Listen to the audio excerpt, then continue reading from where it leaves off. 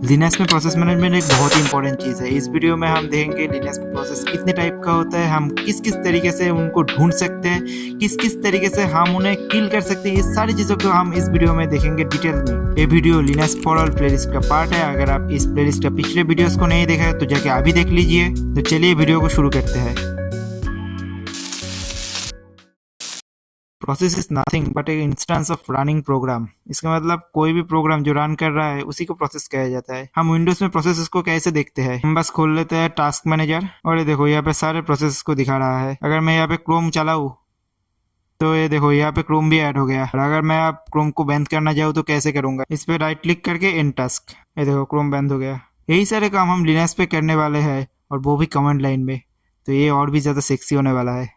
अगर लिनक्स में प्रोसेसेस को ढूंढना हो ना तो हम यूज करते हैं पीएस कमेंट को। ये देखो पीएस एंटर। देखो हमारे सिस्टम में दो प्रोसेस चल रहा है। अगर मैं अब फायरफॉक्स को यहाँ पे खोल लूँ और फिर पीएस करूँ, देखो अब तो फायरफॉक्स को भी यहाँ पे दिखाना चाहिए ना, लेकिन दिखा नहीं रहा है। कहाँ गया फायरफॉक्स? एक्चुअली पीएस कमेंट क्या करता है, वो टर्मिनल के अंदर ही सिर्फ देखता है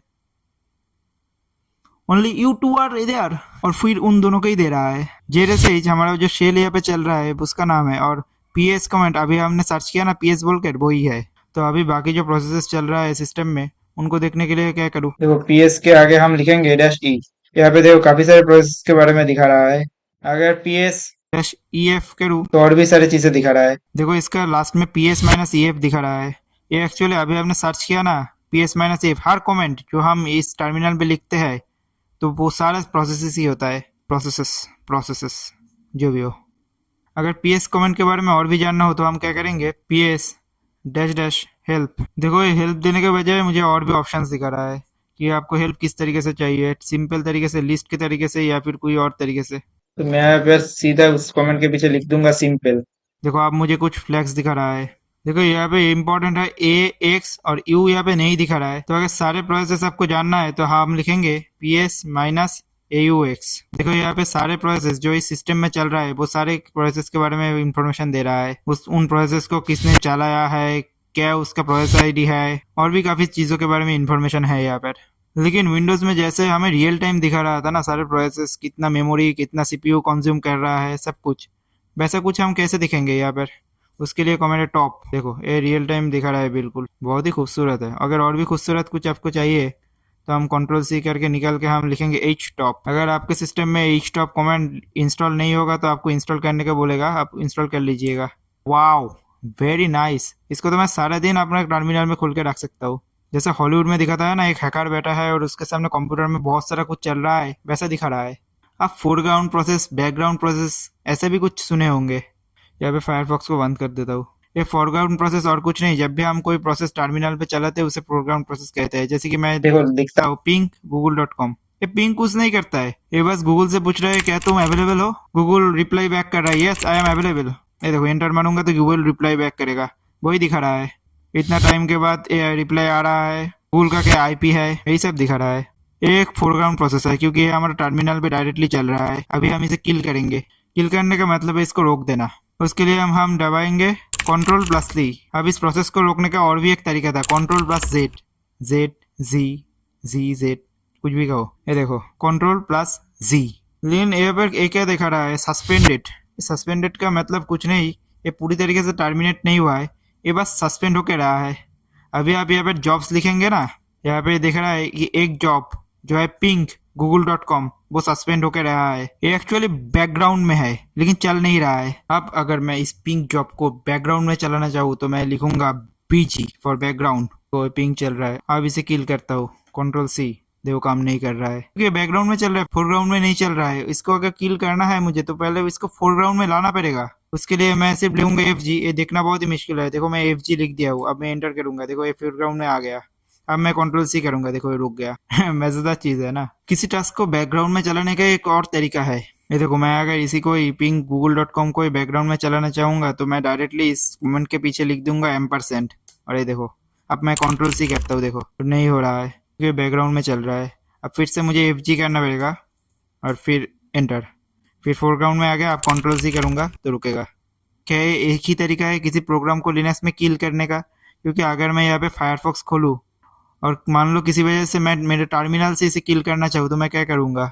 वहाँ पे तो मैं कंट्रोल सी प्रेस नहीं कर सकता, तो हमें पहले इसके लिए हमें इस फायरफॉक्स का प्रोसेस आईडी जानना पड़ेगा। उसके लिए हम लिखेंगे ps माइनस यूजर नेम क्या है फुल, एंटर। देखो मेरा यूजर अकाउंट के अंदर इतना सारा प्रोसेस चल रहा है, लेकिन यहाँ पे फायरफॉक्स को ढूंढ पाना काफ़ी मुश्किल है। तो मैं एक काम करूँगा, इस कमेंट के पीछे मैं लिख दूंगा grep ग्रेप फायरफॉक्स। ये पाइप ग्रेप कैसे काम करता है पिछले एक वीडियो में मैं बता चुका हूँ, फिर भी मैं एक बार बता देता हूँ। ये पाइप क्या करता है, पिछली कमेंट का जो आउटपुट है ना वो नेक्स्ट कमेंट का इनपुट के रूप में भेजता है। और ग्रेप क्या करता है, फिल्टर करने का काम करता है।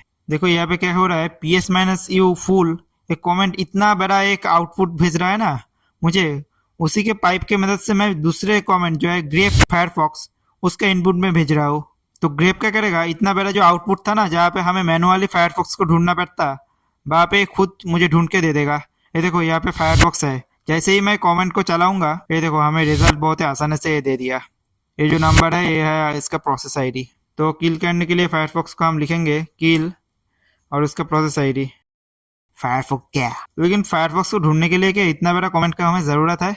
चलो एक बार फिर से चलाता हूँ। यहाँ पे मैं सीधा लिख सकता हूँ p ग्रेप और फिर फायरफॉक्स। ये देखो इसका प्रोसेस आईडी दे रहा है। अब मैं इस प्रोसेस आईडी से उसे फिर से किल कर सकता हूँ। और भी वो है जो इससे भी ज्यादा आसान है। ये देखो फिर से फायरफॉक्स को चलाया और मैं अब यहाँ पे लिखूंगा p किल।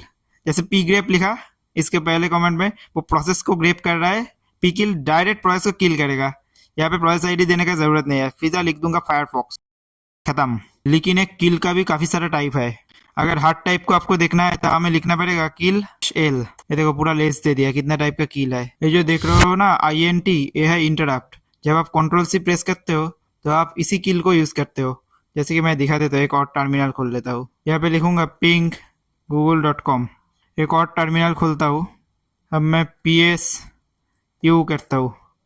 यहाँ पे जो प्रोसेस आईडी है, अब मैं किल -2 क्योंकि ये सेकंड नंबर पे है ना, फिर इसका प्रोसेस आईडी दूंगा। ये देखो किल हो गया। Ctrl+C दबाने के बाद हमारे जो रिजल्ट आता है वही रिजल्ट आ रहा है यहाँ पर। ये जो 19th नंबर पे देख रहे हो ना, एक्चुअली प्रोसेस को सस्पेंड करता है। Ctrl+Z दबाने में जो काम होता है एक ही काम इसमें भी होगा। देखो फिर से मैं पिंग गूगल करता हूँ, अब फिर से इसका प्रोसेस आईडी को ढूंढता हूँ। अब यहाँ पे किल करूंगा 19 और प्रोसेस आईडी दूंगा 28028।